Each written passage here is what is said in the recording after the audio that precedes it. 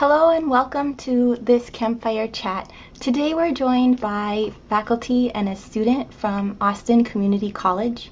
Our Campfire chat series is supported by a grant from Ascendium. It was produced by WestEd in partnership with the Texas Success Center and Student Ready Strategies. My name is Emlisa and I'll be our facilitator today, and I'll turn it over to our two participants to introduce themselves, perhaps starting with you, Anne-Marie. My name is Anna Marie Schlender, and I'm professor of English and ESOL at Austin Community College, and I teach at the Hayes campus and currently at the Highland campus. Hello everyone, my name is Matthew Hanuri. I'm a student at Austin Community College. Currently, I'm taking classes at Cedar Park Community College. Thank you both so much. We're really excited to have you here today to talk to us about your experiences with Corequisite courses in ESOL. So why don't we start with you, Anna-Marie? Can you tell us just a little bit about the ESL population at Austin Community College? So the ESOL population is quite large. The largest language group is Spanish-speaking from a wide range of Spanish-speaking countries. No one country dominates. The second largest group is Korean, and the third is Arabic, and then followed by French. And then there's other language groups that are in the smaller numbers. We have Hindi speakers, Burmese speakers, but the ones that I mentioned are the highest numbers. Thank you so much. Matula, I know that you were one of the ESL students at ACC. Can you start by just telling us a little about your background and then kind of your experience going through the ESL sequence at Austin Community College? Yeah, of course. Actually, I'm from Afghanistan. I came to the United States in 2021. When I came to Austin, I was trying to continue my education. I started with the ESOL, and it was a great opportunity to start with Austin Community College. I know that you've been working hard now that you've transitioned out of ESOL. Do you want to say just a little bit about your career plans or where you are in your academic trajectory right now? Yeah, of course. When I started with the ESOL in Austin Community College, so you have to be able to speak, read, and writing well as well to go or move forward for your higher education. Currently, I'm taking classes, a prerequisite for a dental hygienist, and I already completed my ESOL classes as well.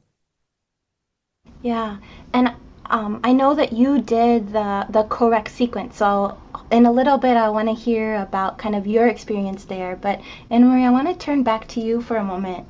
One of the reasons I was so excited when I found out that we were talking to ACC folks about the COREC experiences that your college has gone really kind of full force with COREC to the point where you have kind of the COREC, I don't know, an institute or a professional development kind of a mini conference, and that COREC is not something that is limited to the developmental and English pairing or even the ESOL and English pairing, but also that I know you have kind of a COREC structure that's expanded into humanities and other disciplines.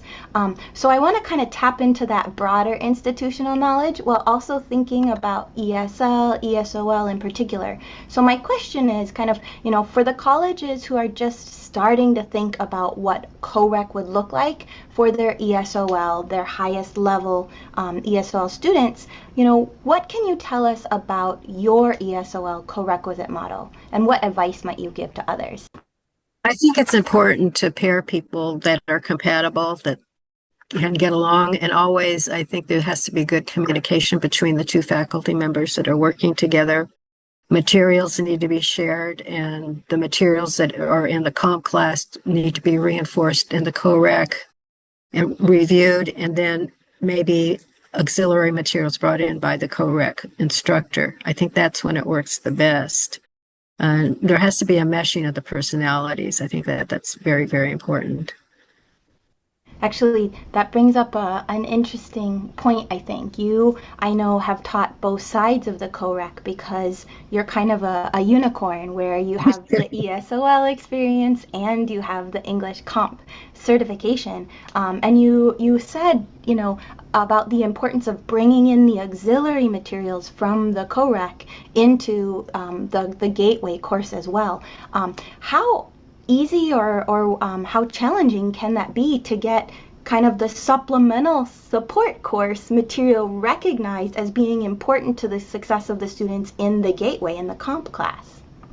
I think with the co-rec instructor or professor, it's important to see where the student is and even talk to the comp teacher or the humanities teacher and ask where the difficulties are, what the student may be having problems in, so that the co-rec professor could bring in materials that will encourage the student to do better. There's things like punctuation, and I do a lesson on commas in class, but I think that's also something that is not always understood by ESOL students because commas are used so differently in every culture.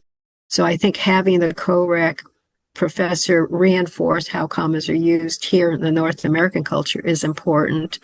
Another place is with MLA citation, in-text citations. How can the student present that material correctly? Because again, there's that punctuation problem with the in-text citation that many students have. Even native speakers have problems.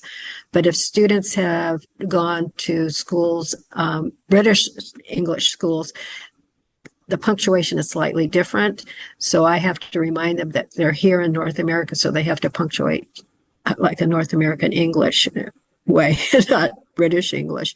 And it takes a little getting used to, but once they see it, it's better. But I think those are just two main examples of the in-text citation, how to do paraphrasing, how to do direct quotations, how to do that works cited page, that crazy page, and help wherever help is needed. If they don't understand something, if they're reading something, help them understand and find the main point of a reading.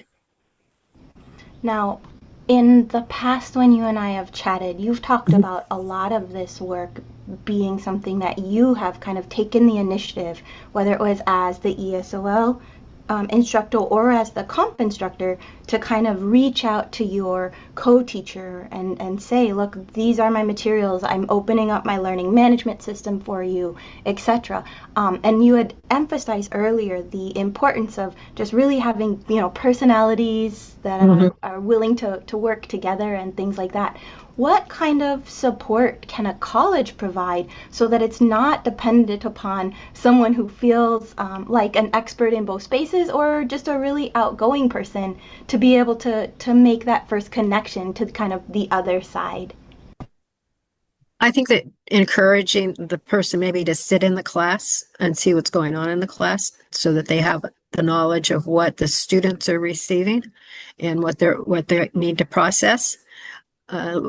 And I think sometimes maybe even offering a stipend for that first time that they're doing this, so that they don't feel like that either professor is overburdened with doing things and having meetings. If a college were to offer a stipend to both professors as an encouragement to get the materials in line, to review materials, and like you mentioned, the COREC Summit, I think that is so valuable for anybody who wants to do a COREC or is going to have a course connected to a COREC to go to a COREC Summit or to formulate a COREC Summit on their campuses. Thank you. Matula, I want to turn to you for a minute as someone who was on the other side, right? You were in a classroom where you had the ESOL instruction with one instructor, and then right after that class, you walked over to another room and you went into comp and you had a different instructor. In fact, you had, Professor Schlender here. So I'm wondering what that experience was like for you. Did you see kind of the shared curriculum or shared material between ESOL and composition? Yeah, of course. Since comp classes are more challenging than ESOL, and we were working very hard at the ACs, more in the research paper and the com classes. And then in ESOL classes, if we had if we didn't know something, then we can share with the instructor that how can we focus on our weaknesses in the class and figure that out to prepare for the Corequisite classes too. Yeah, and I know now you've transitioned out of the ESOL program. You're fully into dental hygiene, looking to that longer trajectory of dental assisting. Do you see things that you learned in ESOL and composition, or did you develop skills there that you're using now in your other classes? Yeah, of course. Since I'm taking right now for dental hygienist pre-request classes, um, so whenever we having exams, and actually during exam we have some kind of question that's related to the essay, so we have to explain it very well.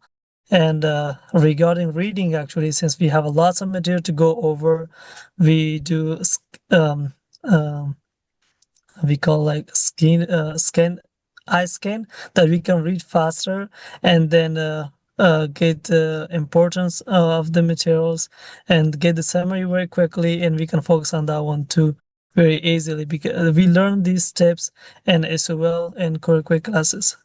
I want to pause for a minute here because I can't help but noticing you're in the car, and I suspect that it's because your baby is awake in your apartment. And I know from our time together that oftentimes you are highly productive in some pretty non-traditional study spaces.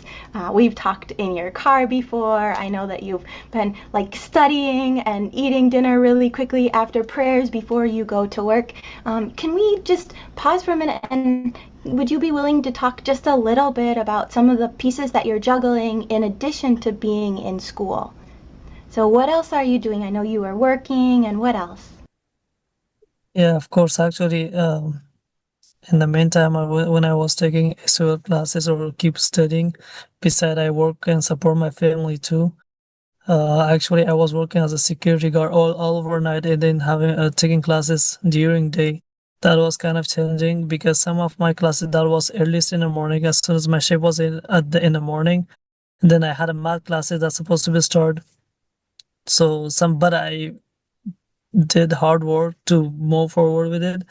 But right now I'm very good because I'm about to receive my dental assistant license, and I would be very happy with that because I can work in the meantime to study, keep move forward, and then working as well in an environment that I can study as well with it.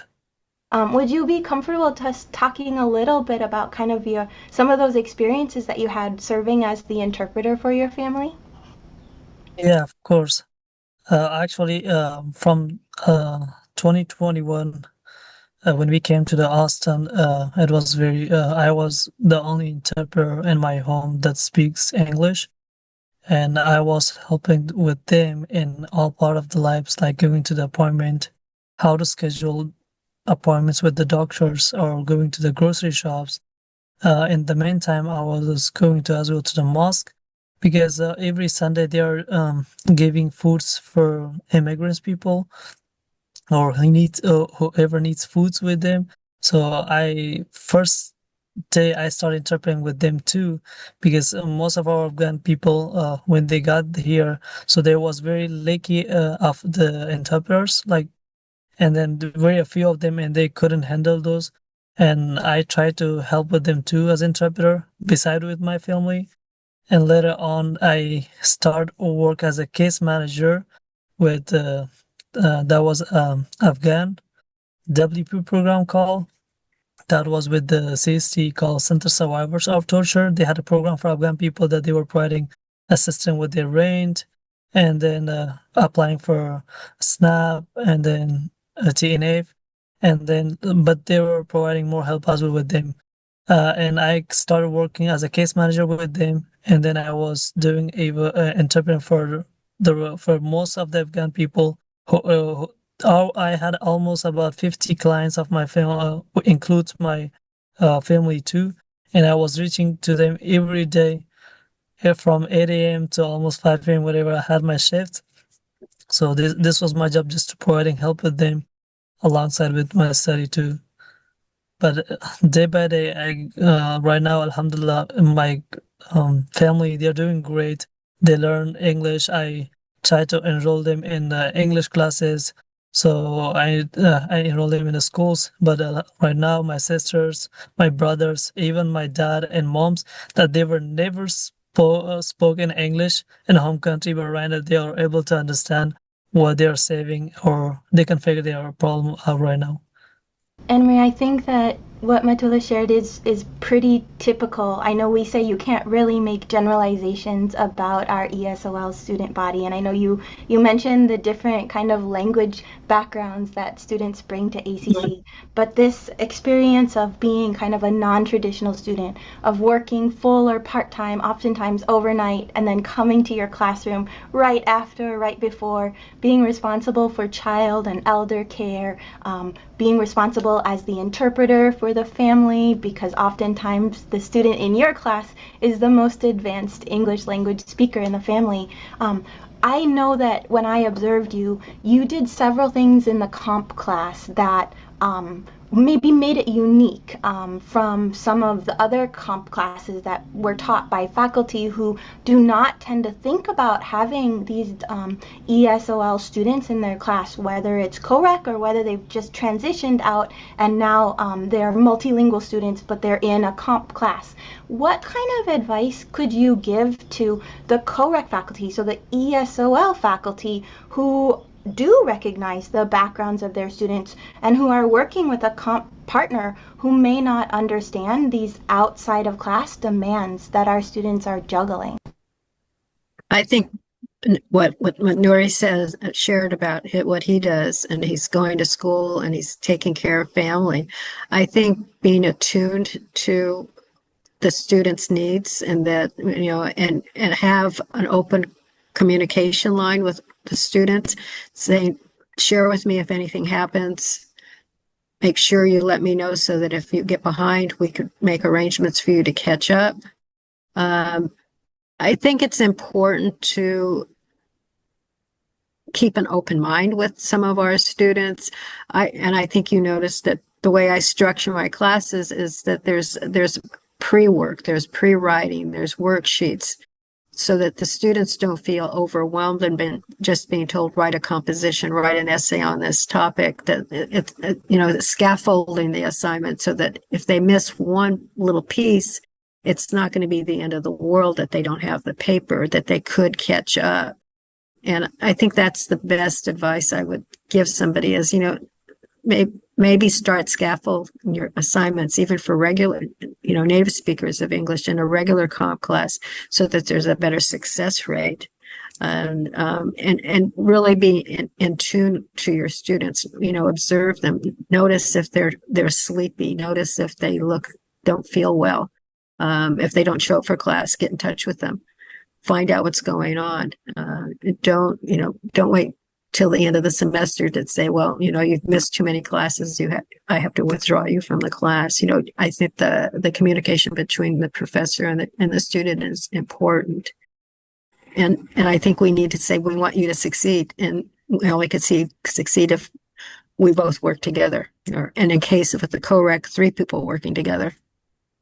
I think that's so important, right? It's the 3 folks. So it's the ESOL folks kind of taking a leadership role and saying, look, these are some of the things that we do to scaffold assignments, to provide support, to do that pre-work like you talked about in ESOL. How can we take some of those strategies? How can we break down and scaffold assignments so that their students are still achieving at the same rate, but they're getting that kind of embedded and rich language assistance?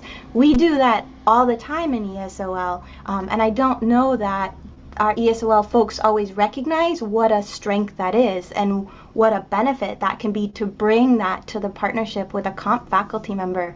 Madhula, I want to turn to you as we kind of transition here, just to to ask you, are there specific kind of pre-writing steps or things that you learned that you either did in your ESOL class or in your comp class that now you're able to use in your other classes, whether it's, thinking about the research process or how you write a paper? Were there any specific strategies that you found really helpful?